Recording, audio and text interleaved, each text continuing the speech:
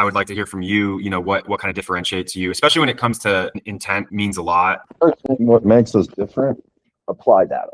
The way we sold intent data was someone was on a website, whether or not they had any interest in it, we don't know. We just know that in June 2025, these people more likely than not were on the website because this ID goes to them and this is what the website sees.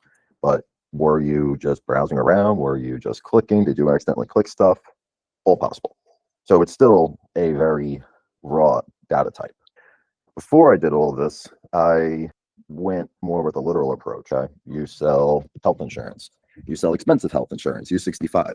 You're going to need someone that has money and doesn't have a W-2. Well, most of those people are small business owners. So logically speaking, the best people that always did best with raw data were insurance agents, because when they came through, they weren't expecting anyone to be interested in what they were selling, because they knew people need insurance no matter what, because they own their businesses. And, you wanted to find small, like 4 employees. There was some engineering to it to perfect what they wanted. This all comes from Secretary of State, federal for the SBA. All these are companies that took loans, and we were able to find the owner through the Secretary of State. So long story short, we make our own data. A lot of companies are just buying and reselling it from ZoomInfo, Apollo. Right. They all use the same source. All those companies, Lucia, Wise, Apollo, Constant Contact, their data provider is the same source. And they're all locked up in because they're all owned by basically the same companies. So they're forced to use the data because the VC owned the data company originally and basically had the wise idea of investing in these other companies to use that data. But that's the loop that we broke out of. And the kind of data that you're acquiring really is what makes a difference. So it sounds like you guys scrape your own data. Is that accurate? For the ones that we personally manage, yes. And then these custom databases, for instance, this business professional one is literally LinkedIn. So this is the type of data you'd find on Apollo. And then Datagus is basically a new front end. So our vision with Datagus was 90% of people have a panic attack when they see this. They don't want anything to do with this whatsoever. However, I realized if you just draw on a map, that might be a little bit more beneficial. All of these dashboards, tables, calendar, filter alerts, Maps Hub, research states, this is just 15 different ways to find the data you're looking for, like to filter the homeowner, filter the lead you're looking for, just in a much different type of visual way. Interesting. Okay. There's a lot of visual ways that I'm still trying to perfect what works best. This is all just goes to the same data. Think of these as funnels and pipelines. It just brings you all to the same data. It's just, okay, how do you want to see the data more specifically? And what will help you better understand it? Because that's the hardest thing, is having people understand the data. And this is like a matrix. So you have some customization you can do. For instance, this feature I just put together, which I found useful. So this keeps track of all the storms every day. And people were coming to me saying, hey, I want to just find North Florida because there were some storms and they're an insurance appraisal person. I was able to get it where instead of having to do whatever crazy filtering you might need to do, if you have a specific area, you can just draw it out, and then it's going to filter the alerts that happen per day in that area. So now it's a lot easier to go back in time and find whatever weather events were intense. So how up to date is all your data? So it's real time. So the enrichment, that's what I'm getting connected right now. That is live. That will go through many different queries on Google and make assumptions on what is the most accurate contact information for the person at that home. So when you draw your polygon, we're getting this address. So this is the address that's in the storm, and then parsing the data together to make it one solid person. Yeah. So essentially, you've come up with some really clever, this is a 2.0 way to display them compared to the other way. Okay, so this looks great. So the measurements are taken automatically in the back, and basically any storm that's like severe, the pictures are automatically taken. So then you can go back at a later time and be like, oh, okay, well, this was basically a storm tracking in Florida, watching it move. But let's say hypothetically there was a big red blot over land. Florida didn't get any storms yesterday. They got them the day before. All right, so let's say this. So like you would be able to go to this aged image and then draw a new polygon. So you can be like, all right, I want to get people just in this little spot. And then if you were to click generate leads, it's going to find the addresses in between the owners.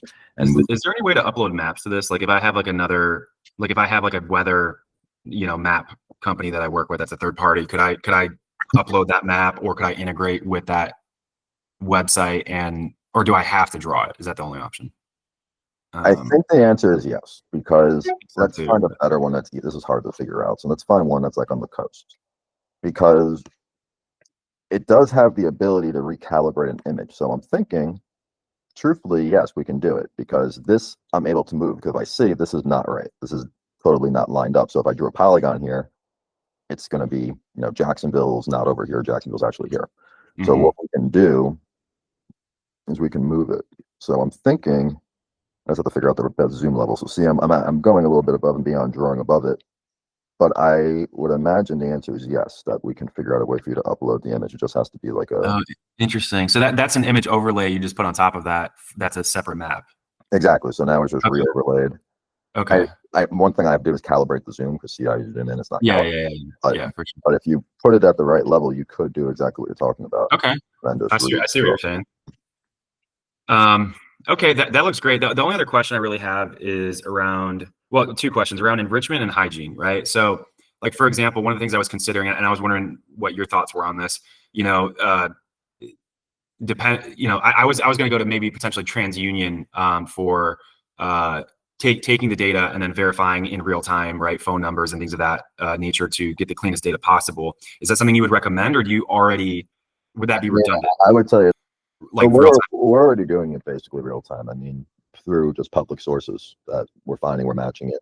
And so, yeah, it's real time. It's in terms of, if you looked at Advocate data, which is sitting here, it's not just sitting there. It's, hey, we found it. It says that the number's up to date as of, it would be September 2025. And then once we hit November, it'll start updating to October 2025 of when the phone was last seen. So that stuff we do internally. Okay. So you're saying I don't really need to clean it, and I don't need to append. Gives us everything we need. I just want to show you on Data's app, and I might, again, just have to do a A/B testing on this, but data has consumer intent. Really, will like look for purchase signaling markers, and have like a scale that shows between, like, I guess 1x to 2 and 3 and 4x intent, showing the degree of intent for the homeowners. Do you have anything similar to that, where there's like a subset of the data that you have that includes like purchase signaling or anything like that? Yes, that would be tied over to, is it integrated directly? I'd have to think about the best way of doing it, but all of these, for instance, are databases of intent with the SHA 256. So now you're basically getting better data where if they're in the Polygon, and if they were in one of these databases, they A, had the storm hit, and B, now there's a better indication that the SHA 256 they were on. It gives us a better indication, hey, maybe they didn't come here by accident. So now it narrows down this list of about 500,000 roofing intent people per month down to maybe 50,000. And now you do less telemarketing and less outbound. Interesting. So yes, theoretically, if you downloaded the list and re-uploaded it, until we made an automated feature for it, you would be able to take that database and enrich it to another database, which would basically, you'd have the addresses you downloaded, you enrich it to a roofing database. Anyone that's in that roofing database and from your downloaded sheet would be a higher degree of intent. I was actually going to ask, so can you elaborate a bit on SHA 256 so I can have a better understanding of how that works and what that is? Yes. So let me open up the program I built. You know what a super pixel is? No. So, you know, like how you put a Google pixel on a website, or Facebook, Meta, anything like that? Okay. So imagine that, except now there's a web of them, because let's say there's all these free domain hosting websites, right? What are they doing? Why is it free? They're adding these extra pixels, which are third-party pieces of information that A, know the website and the page and the content on the page, because it can see what's on the web page, and B, it's able to see when one of these people visit a website. So there's companies like Bombora that are networked with like 100,000 different web pages. People land on a page like Yelp, plumber near me, and it's in Hollywood, California. Now they're able to make an assumption that that person lives in Hollywood, California, because that's where the actual signal came from.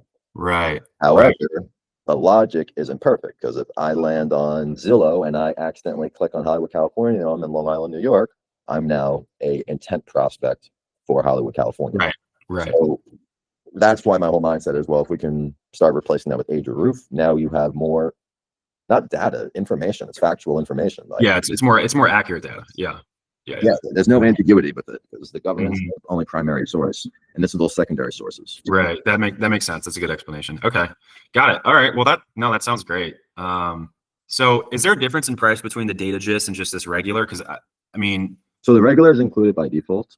Okay. Datagus is charged two ways. It's either $3.49 a month for one state or $8.99 a month for every state, and you get 100,000 enrichment credits on the $9.99 or $8.99.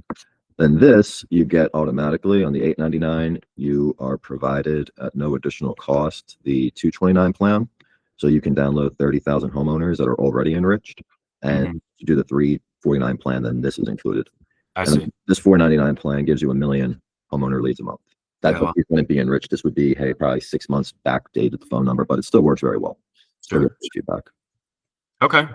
I think we're going to do the, to start because we only need Texas right now. So we'll just do the 329 to start. But I already set up an account and everything. Can I purchase it in there? Do I have to do it? Like how can we get that set up?